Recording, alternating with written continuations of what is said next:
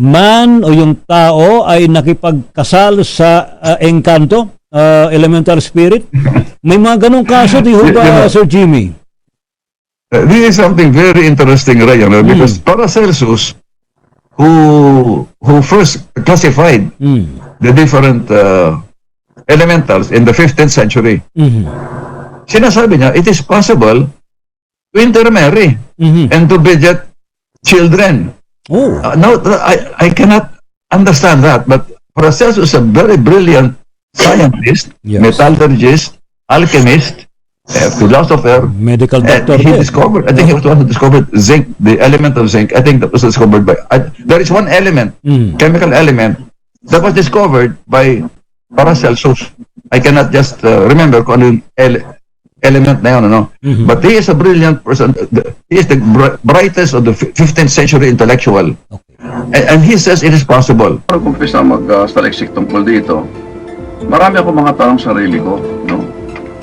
Tungkol sa may mga taong naalaman ko ng mangyayari sa kanilang buhay o sa ibang tao. Naalaman nila kung may isang problema, kung paano isolve itong problema ito. They can anticipate before a problem arises. They can avoid danger. They can heal themselves. No? So may maraming mga application itong mga bagay na ito. And most importantly, ay yung ating relasyon sa itaas. Everything you always wanted to know about ghosts, but we're afraid to ask. Ito yun eh. Dito lahat yung tungkol sa multo, sa mga nakikita natin, mga biglang lumilitaw dyan ng mga kaluluwa. Ayan. I think dito niya sinulat to. Everything you always wanted to know about ghosts, but we're afraid to ask. Bakit yun ang title? Dahil nga ito ay tungkol sa mga madalas itanong, mga tanong sa akin sa loob ng siguro mga 20 anyos, no, na pagsusulat ko, pagkasaliksik dito, may mga tanong na sinusulat sa akin sa radyo ay tinatanong paulit-ulit itong mga ito, at napakaraming interesado din sa mga bagay na ito. Kaya sabi ko, wala pa akong libro dito sa Pilipinas na sumasagot sa mga tanong na yan. May mga story ito sa mga ghosts. Meron tayong mga na-publish dito sa Pilipinas, no? About mga stories, ganyan. Pero wala pa akong libro dito nakita na sinasagot yung mga tanong. Ano po yung pinaka-controversial na nandiyan po sa libro? Ay, yung incubus. May story dito yung mga espiritu na nakikipag-sex sa mga human beings. Yan, may mga tatlong story dito tungkol dyan. Kadalasan nga ang mga binibictimize nitong mga incubus o incubi ay naratakot, ano, at saka ay gusto ng pangalasin, ano. Pero may isang storya ako na nahiraki na gustong magustuhan niya nung umalis yung incubus, nalungkot siya. Gabi ng Misteryo. Mga kamisteryo, ilan sa mga libro na ating nabasa na sinulat mismo ni Professor Jimmy Ligaco. Well, very popular yung kanyang libro na Soulmates, Karma, Reincarnation. Hinahanap ko dun sa bookshelf ko, hindi ko na makita. Marahil may nanghiram at hindi na ibinalik, ano. Pero I think ito yung last na sinulat niya ito. Everything you always wanted to know about ghosts, but we're afraid to ask. Ito yun eh. Dito lahat yung tungkol sa multo, sa mga nakikita natin, mga biglang lumilitaw dyan ng mga kaluluwa. Ayan. I think dito niya sinulat to. Talagang very sandali. Yan, mga paranormal occurrences in the workplace. Ayan. Ayan. I think sana naman meron pang mga ganitong 3 stories of close encounters with ghosts. Ayan. Sana meron pa to sa mga bookstore kung mabibili ninyo. 2011 pa pala to na binigyan tayo ng kopya ni Professor Jimmy. Actually, naka-address to sa akin at kay Nick de Guzman. Actually, during that time, meron tayong Misterio program with Nick de Guzman. Thank you for your continued interest. Ayan, sabi niya, in my work, sabi niya. Alright, kay Professor Jimmy. Ayan. Another one, meron pang libro dito, From the Profound to the Profane. So, kay Sir Jimmy Licapo rin. I think ito nabili ko to sa bookstore eh. Hindi ko lang naipadedicate sa kanya. Alright. Collection controversial and thought-provoking articles tungkol din sa paranormal, quantum physics, etc.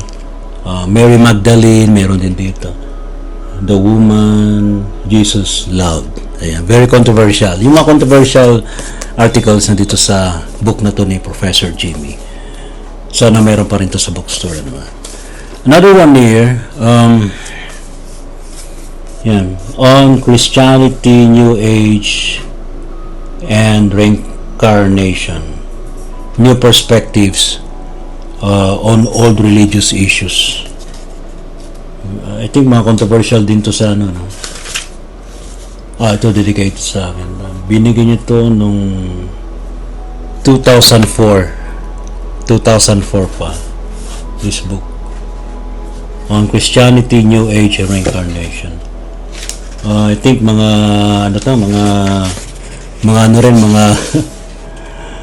very controversial yung questions of the on the Bible, on Jesus Christ teachings, ayan, religious dogmatism, ayan, marami ano, mga Christianity, the Dead Sea Scrolls, etc. So itong tatlong ito ay ilan lamang dun sa mga librong sinulat. Marami sinulat si Sir Jimmy ng mga libro. So yung Soulmates Camera Reincarnation, hindi ko na makita yung kopya. I think meron akong 2 o 3 kopya. Ayan.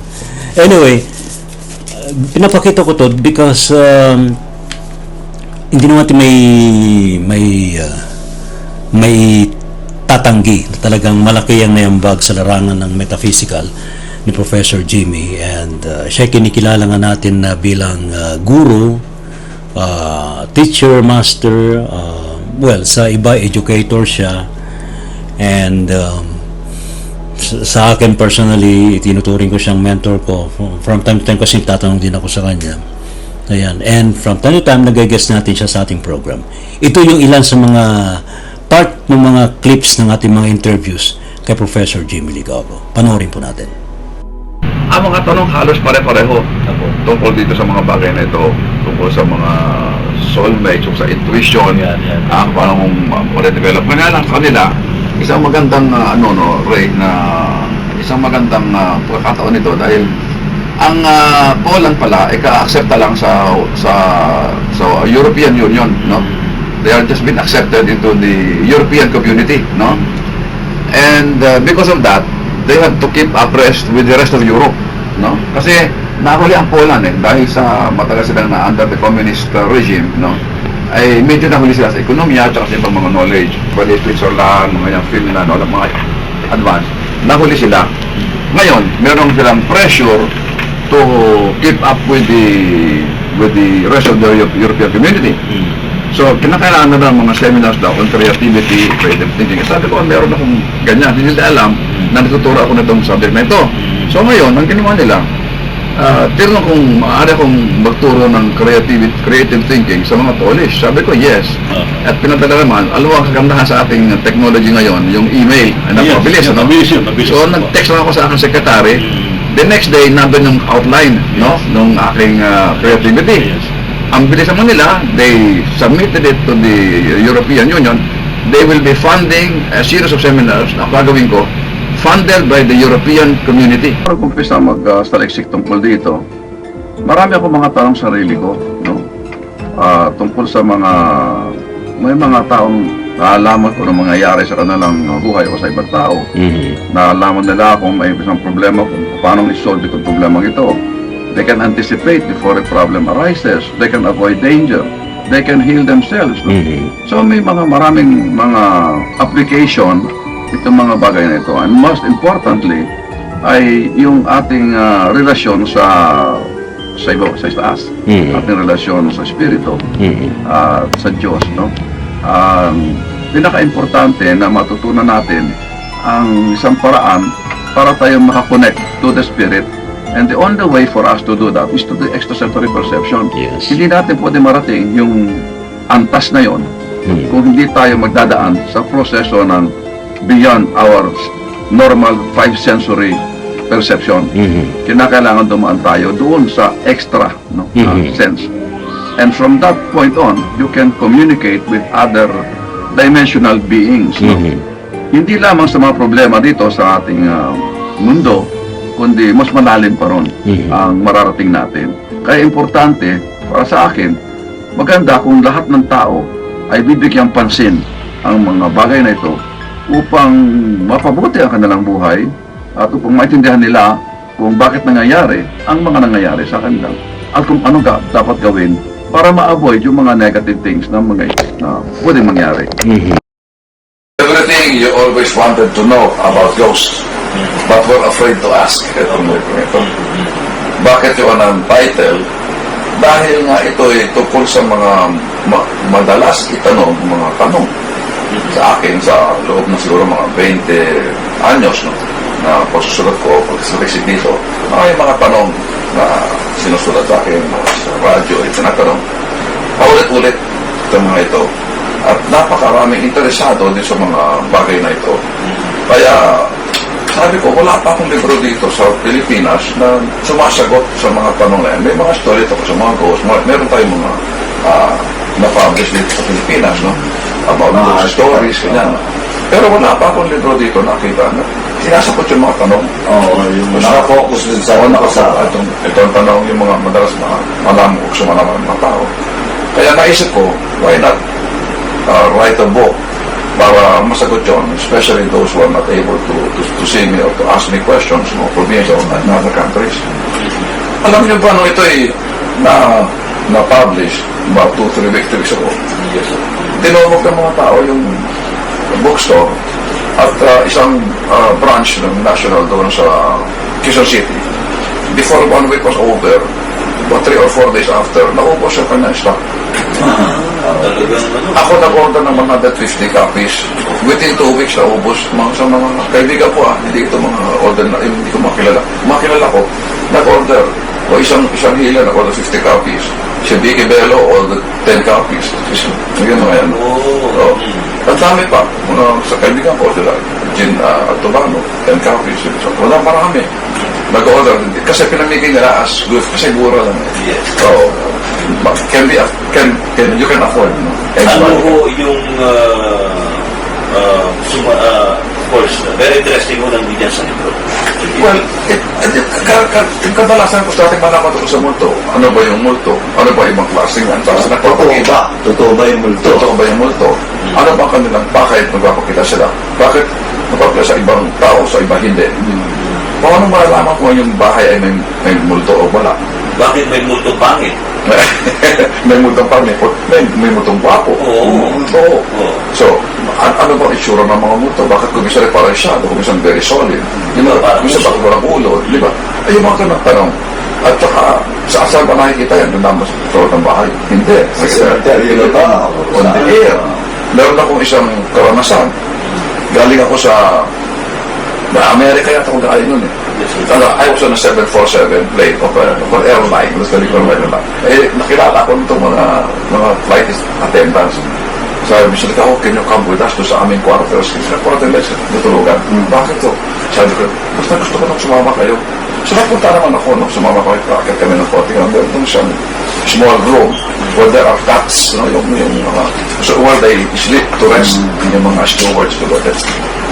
Pagpasok ko, hindi ako makahinga. Hindi ako makahinga. Lumpas ako agad. Pero paano nangyari dito? Meron daw isang steward na matay. And those people who were a lot of flight attendants na pagpapahinga, hindi sila magpapahinga dahil nararamdaman silang may presence. Sa aeroplano ito At they wanted to know kung talaga Imagination na nila ito, o totoo. Sabi ko, I don't know who died. No? Pero meron namatay dito. Meron patay na nandito na I didn't say binomoto, but he is still here, no? And he could not breathe. Naparaan ako yung steward died of asthma. And he could not breathe. Exactly. In fact, hindi ako makain na gano'n. Mas ako. Exactly yung feeling ko. Sabi ko, kinakailangan nyo ito, bless, exercise. Otherwise, hindi kayo makakatulong dito. So, hindi ko alam kung ano mangyayari. And that was several years ago. Now, recently, I met the daughter of the owner of this airline, who is also with the airline, but I could not, she asked me what particular airplane. Sabi ko, hindi ko alam kung nakalimutan ko na kung anong, pati sa 747, ganun ba, yung papa-investigar rin, sabi ko, you have to have that exercise. Fortunately, I met the owner, the daughter of the owner, who is also an executive of that airline. Hindi ko alam naman, Hindi coincidence yun, may dahilan. oo nga imagine that. Wala namang pangyayaring walang dahilan. That's right. Ano po yung pinaka-controversial na nandiyan po sa video? Ay, yung incubus. Oo. May tatlong story dito yung mga espiritu na nakikipag-sex sa mga human beings. Yan, may mga tatlong story dito tungkol dyan. Kadalasan nga, ang mga binibictimize nitong mga incubus o incubi ay naratakot, tsaka ay gusto ng palisin, Pero may isang storya ako na Nahiraki. Italiano, na magustuhan niya, nung umalis yung incubus, nalungkot siya. Italiano ito, Italiana, no? At iba asawa na ito. At natanong sa akin, paano natawagin ulit yung incubus? Paano natawagin? In other words, she enjoyed it so much that she wanted him back. Pero wala ho bang danger yung Sir Jamie? Meron. Meron. Pag gano'n na, nasanay na, Meron. Kasi it is unnatural. For one thing, it is unnatural. It's unnatural to have this kind of relationship with a ghost or with a spirit. Hindi natural yan Kaya, hindi yan to be encouraged. It has to be discouraged. Ang sabi ko rito ng mga naka-experience yan, parang itong mga experience to, they are more on nasa elemental kingdom. Meron mga elemental, mga encanto, Pero itong, meron din also mga spirit of the dead.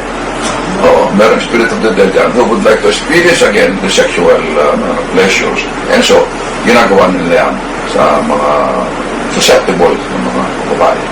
Hindi lang mga babae, by the way. Ito yung... Pati lalaki, di ba? Meron din mga lalaki na rinirape ng mga espiritu. Ang tawag naman dyan ay succubus yung espiritu. Pagka espiritu ay babae, succubus. Pagka lalaki, incubus. Yun ang tawag. Pwede kami, subo ko na, boss. Suko ka na. Subo ko na, boss. Okay. Pero wala ho bang danger dito, Sir Jimmy, na magkaroon ng possession? Oh, well, it is in a way, a form of possession. Dahil hindi ba sila magawa They cannot move, no? They could not move. It's a way of possession. Ibang araw, pag nakahiga na nakatihaya, talagang sumasakay yung mismo. Oh, yes. At saka may magandang istorya yung mga dito sa libro ko ito, but in another book, may isang incubus. Lagi siyang, ginagawa siya ng lagi sa puwet. Pagka siya tulad, pagka siya naka-turn. Kasi on her side. At lagi sa puwet siya, pinapasok, At grabe, Galit na galit siya. Gusto tapusin siya. One time daw. But one time daw, nung pag naramdaman niya doon, bigla lang, parang Unawakan. ang gulat na nahawakan. Nahawakan niya. Nahawakan niya meron, para daw yun. Yun lang ang, in other words, sa pag-iisip nitong ghost na ito, yun lang ang parte na kanyang parang pinaka-importante sa kanya. Yan mag-manifest. Yan mag-materialize. Nahawakan niya, ang gulat niya, biglang sa sumigaw. So ano daw kung maaaring dapat na... Well, indeed, I have to find somebody who could exercise. Well, kapag may mga ganitong mga experiences, Sir Jimmy, ano dapat na gawin para maiwasan? Ay kailangan humanap tayo ng isang tao na marunong mag-exorcise, and especially those who are clairvoyant who can talk to the spirits. At saka ito, hindi lahat ng mga pare ay exorcist. Meron namang ilan dyan na talagang trained to exorcise. Hindi lahat ng mga blessings ng pare ay nakapag-aalis ng mga spirits. Correct. Kasi meron na kami napuntahan, 3 beses na bless ng pare, lalo dumami yung mga spirito na nag-aalit. At kailangan na ang kailangan kukunin ay yung pare na merong eksperyensya o kaya merong power to do this o training. At saka hindi yung lahat ng blessing ng mga pare, tumatalang. Correct. Merong mga blessing na hindi, tinatawan lamang dahil meron kami na ikwento din na may kasamang clairvoyant kami ay merong pare nag-bless yung pare, tinatawanan lamang, walang epekto sa kanila. Ito ho bang mga elementals, itong mga elemento o engkanto ay harmful ho ba ito o nakatutulong sa tao? Ang malaking tulong sa tao at saka sa environment, itong mga elementals, napakalaki ang kanilang mga nagagawa. Sila ay nagpipreserve ng environmental ecology, no? Yung balance of nature. And also they guard the treasures of the earth, treasures of the water, treasures of the volcano, mga hotspots na ganyan. Opo. Kaya napakalaki ng kanilang, marami silang ginagawa na hindi natin makikita. So ito po yung primary na parang mission nila, no, to protect as guardians itong ating mga forest, Yes, mga to kagubatan. protect the environment. Yeah, the Oo, environment. and to guard the treasures of the earth, treasures of the water, no, yun. Treasures of the air. Kasi may mga treasures yan, lahat yan. Kaya lang, mayroon pong mga pagkakataon na nasasaktan po yung ating mga kababayan, ano, ha, dahil sa kagagawan po ng mga ilang engkanto, Professor Jimmy. Bakit po? Yeah, yun nga, alam mo, mayroong controversy dyan to, kasi ang tabi ng tao, hindi naman namin nakikita kayo. Minsan natapakan namin. Bakit kayo magagalit? Hindi naman kayo nakikita, no? Pero sa nila, they expect us to be sensitive to them and their environment. Dahil actually, kung sensitive ka, mararamdaman mo kung nandyan sila o wala eh. Kung mayroong espiritu nandun o anong klase man. For example, in my case, hindi ako nakakita ng duwende or kapre. But I can tell kung mayroong duwende o mayroong kapre sa isang puno o sa isang lugar, nararamdaman ko. Pero hindi ko nakikita. Opo. No? So there are people like that who can see naman, ano? So, yun, depende sa talent ng isang tao. Ngayon, sabi ni Jonathan De Los Santos, folklore po ba yung man o yung tao ay nakipagkasal sa engkanto, elemental spirit? May mga ganong kaso, di ho ba, Sir Jimmy? This is something very interesting, Ryan, because Paracelsus, who first classified the different elementals in the 15th century, sinasabi niya, it is possible to intermarry and to beget children.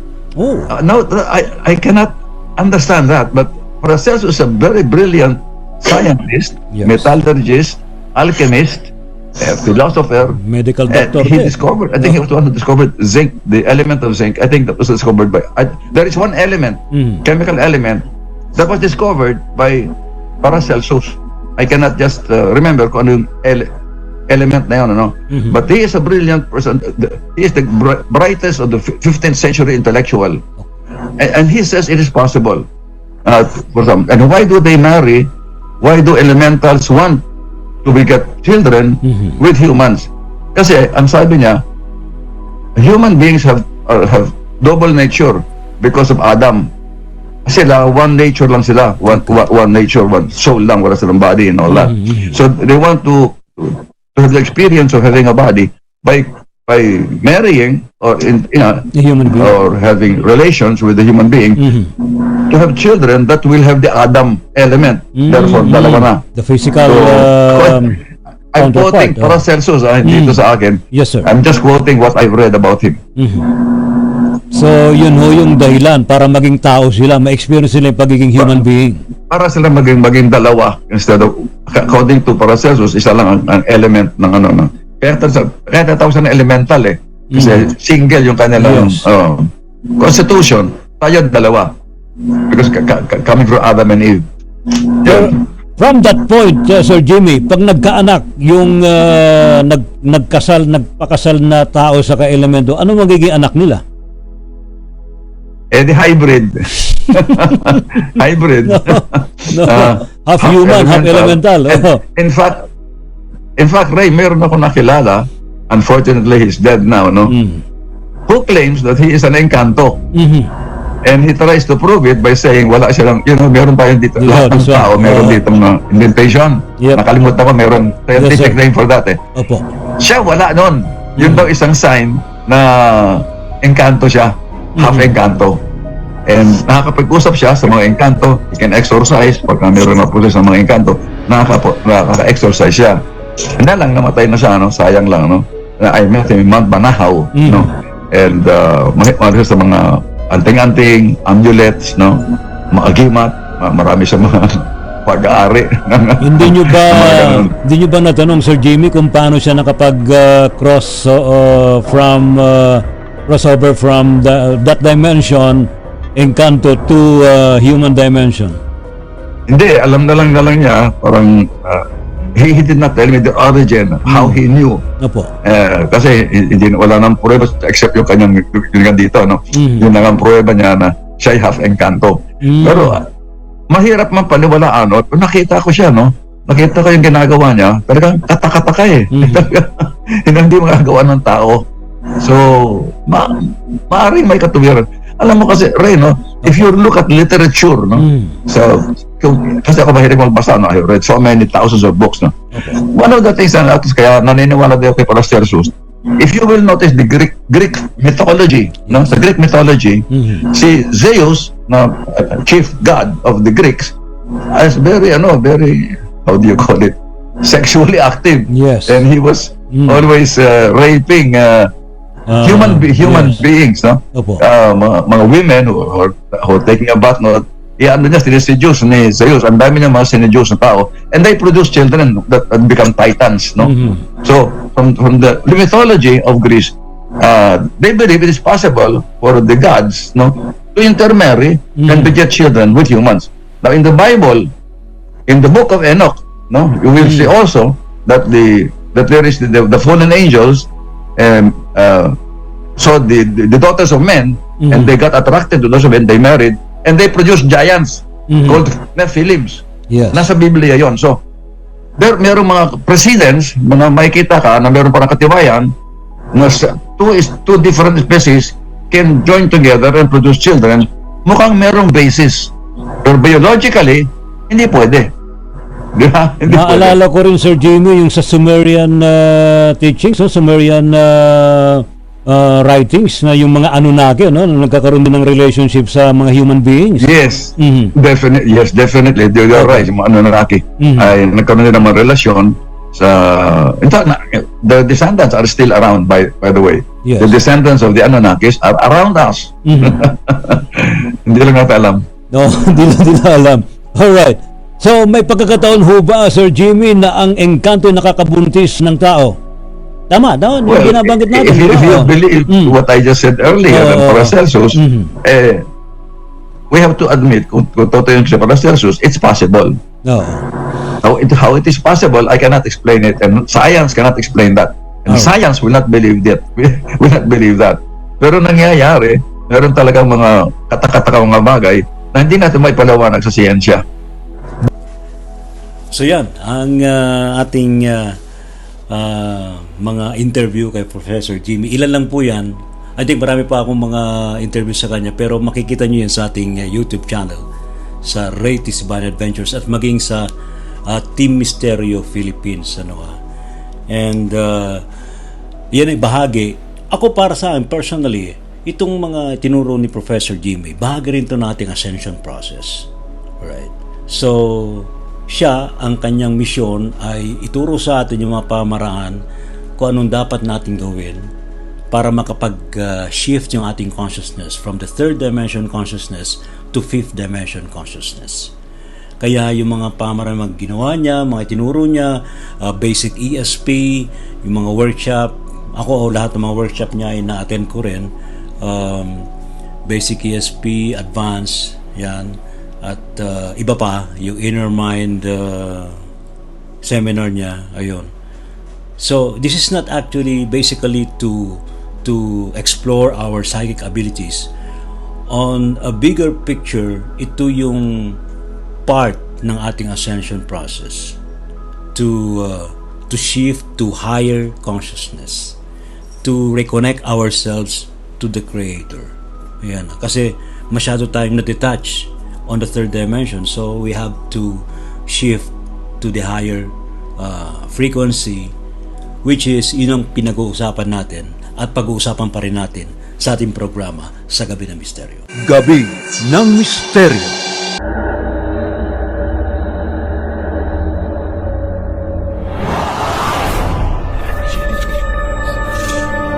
Encounters, mga sightings ito. Doon ba'y palatandaan na talagang malapit na? Mga experience, so meron kayong sightings ng mga UFO. Higher beings, especially to the universe you call God. Innumerable company of angels beyond human comprehension.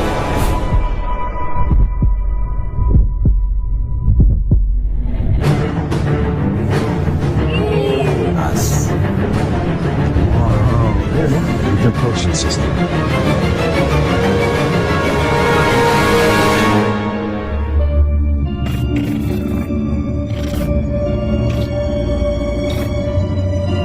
Gabi ng Misteryo.